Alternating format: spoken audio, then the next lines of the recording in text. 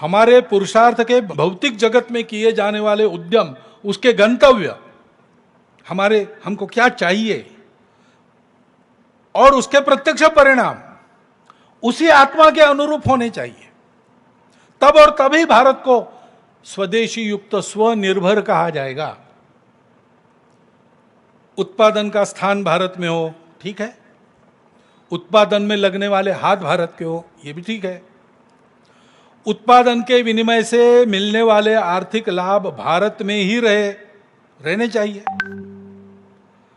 परंतु इससे केवल नहीं होता, उत्पादन करने के पीछे जो विचार है, ये सारा पुरुषार्थ करने के पीछे जो विचार है, वो स्व आधारित होना चाहिए।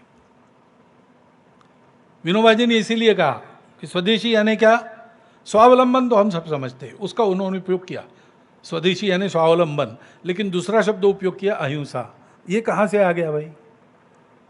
स्वदेशी में अहिंसा कहां से आ गई? क्योंकि वो भारत की सनातन आत्मा का जीवन का मूल्य है, सत्य अहिंसा अस्त्य अपरिग्रह ब्रह्मचर्य।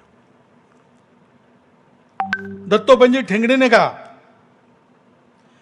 कि स्वदेशी केवल सामान और सेवा तक सीमित नहीं है, उसका अर्थ राष्ट्रीय आत्मनिर्भरता हम समझ सकते हैं, राष्ट्रीय संप्रभुता ये भी हम समझते हैं, लेकिन आगे उन्होंने बात कही, बराबरी के आधार पर अंतरराष्ट्रीय सहयोग की स्थिति, अंतरराष्ट्रीय व्यापार में लेन देन को उन्होंने ना नहीं कहा है।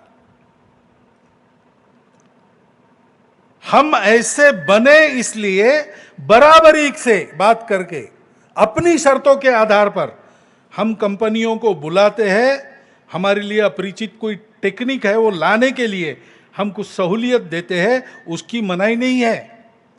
लेकिन भारत की दूसरी विशेषता है, वो सहचिंतन में विशेष विश्वास करता है। तो ये निर्णय सारे सहमति बनकर होने चाहिए।